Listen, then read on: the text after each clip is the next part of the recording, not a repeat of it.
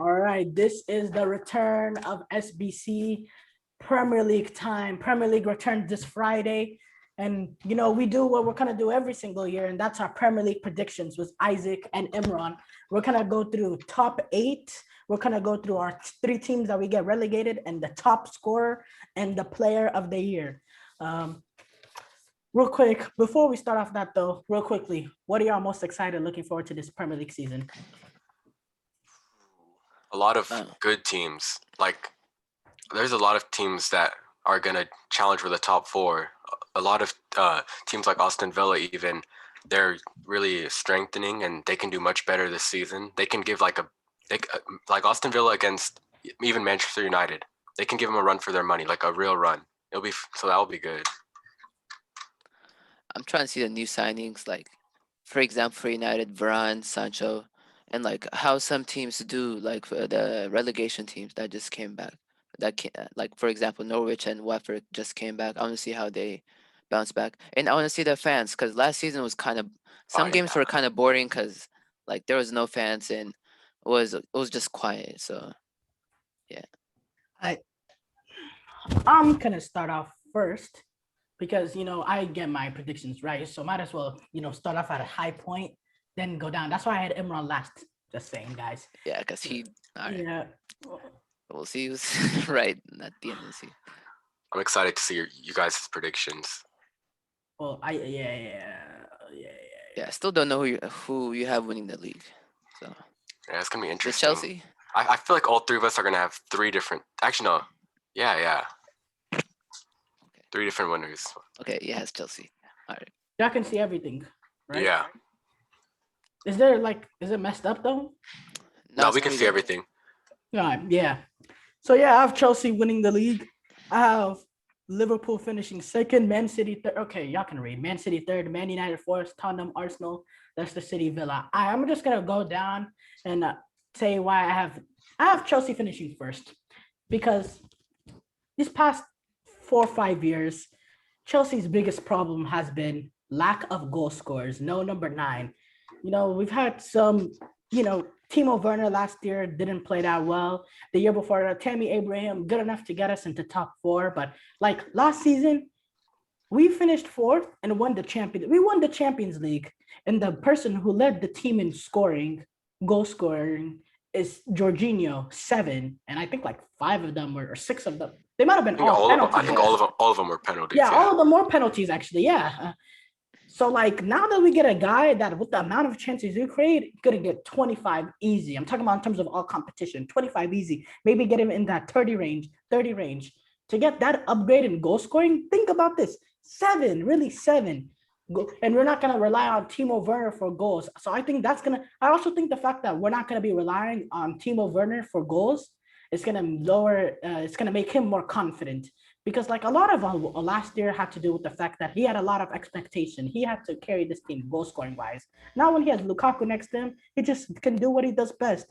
And he can, stretch the back line, and he can and eventually when he'd have to finish, he would be able to finish, because I think a lot of it has to do with the confident issues. And when everything is not on the line for him, I think I think that's why he's going to prove because of that, just because of the confidence factor. I think Havertz is going to prove to be the best player in the Premier League this season. And when I say top player, Premier League of this season, no, I mean he's going to be the best, period. Not just based on player of the year, because that voting is kind of rigged, but just he's going to be the best player, because honestly, he is the best player. He's the most talented player in the Premier League in terms of technique, all the stuff that he could do. Is just the only thing he needs to do is get adapted to the Premier League. And you could tell last season, later on Thomas Tuchel reign, he got eventually more accustomed. I still can't get out of my mind that the way he dominated Real Madrid in that second leg, a few ways that I've seen any player dominate a Champions League semifinal, a second leg.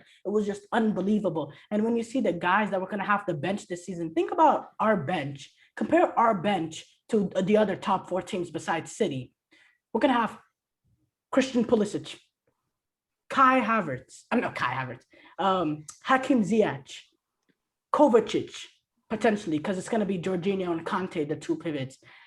I'll keep going on and on. We're probably going to sell Tammy Abraham.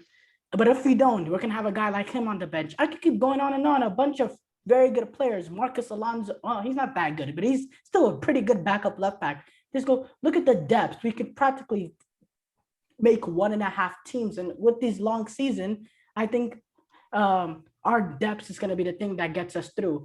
I have Liverpool finishing second. Why I have Liverpool finishing second? I think that in terms of they have had the best, not they haven't had the best. I know Robertson is out for a little bit and he should miss the beginning of the season, which is a little bit of concern. I'll give you that. But in terms of team that not most improved during the offseason because they didn't do that much, but most improved as in they've gotten a lot of factors that I think is going to help their team entering this season. Number one, for some reason, everyone is underestimating this. Full Anfield. You think teams like Fulham and West Brom and all that shit, all that crap that took points from Liverpool at Anfield, that will never happen with a full Anfield. I'm telling you, that's whatever. They got like 72 points this season.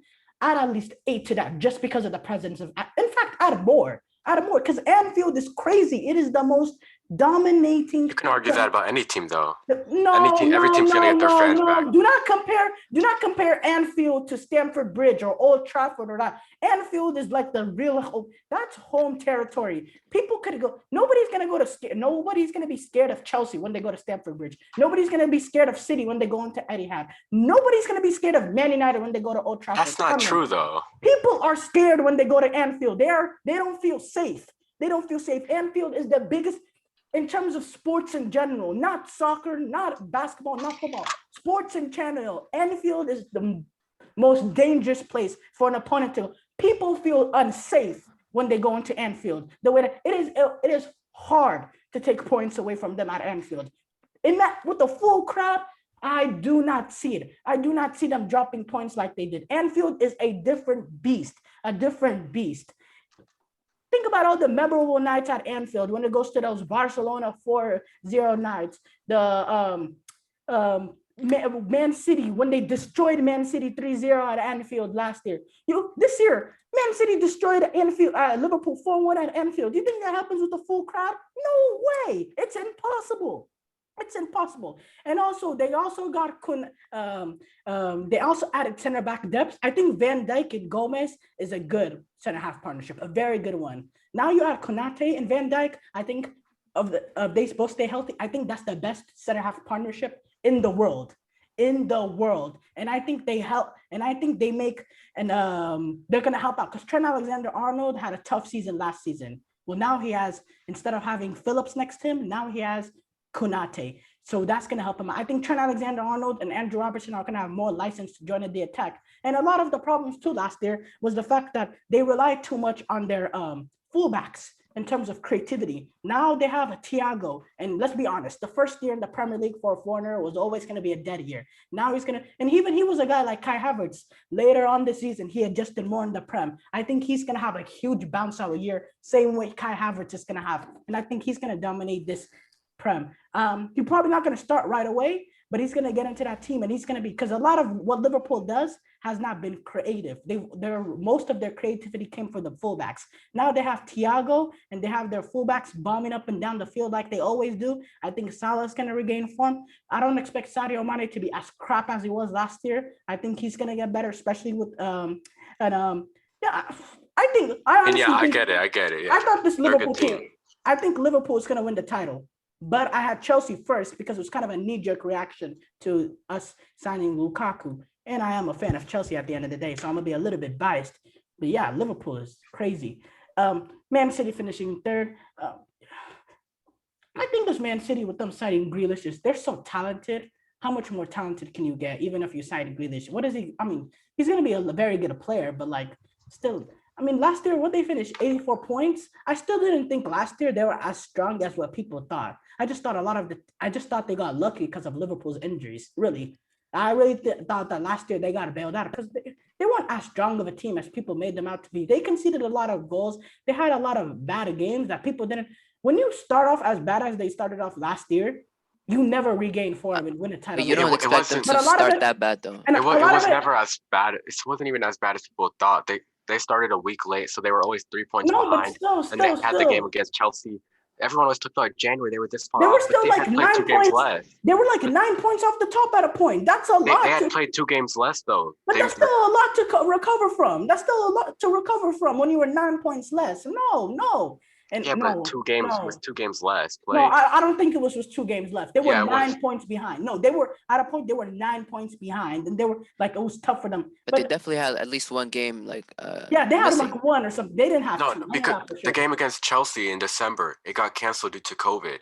Remember? Like, I think it was one of the fullbacks on City, I think, that might have got like potentially it got them COVID. And then they started the season a week late. If we want So to they go had to one your less game. if we want to go to your predictions, we can go right now.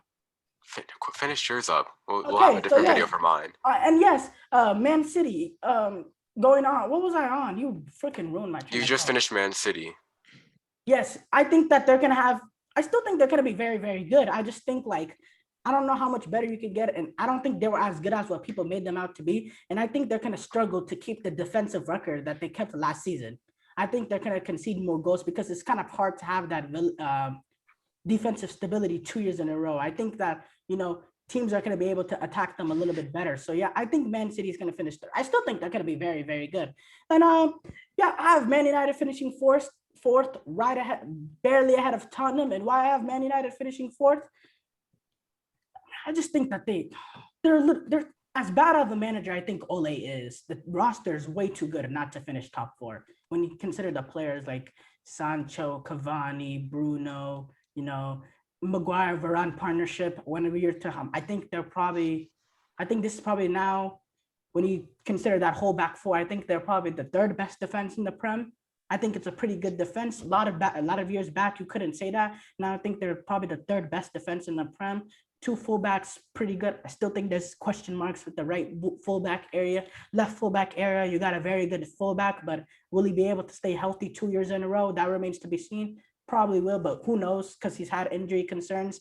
Yeah, my main question is with the manager. And what does he do? Now that he has Varane, there's no excuses to play defensive. I expect good attacking football with 1-6. 1-6.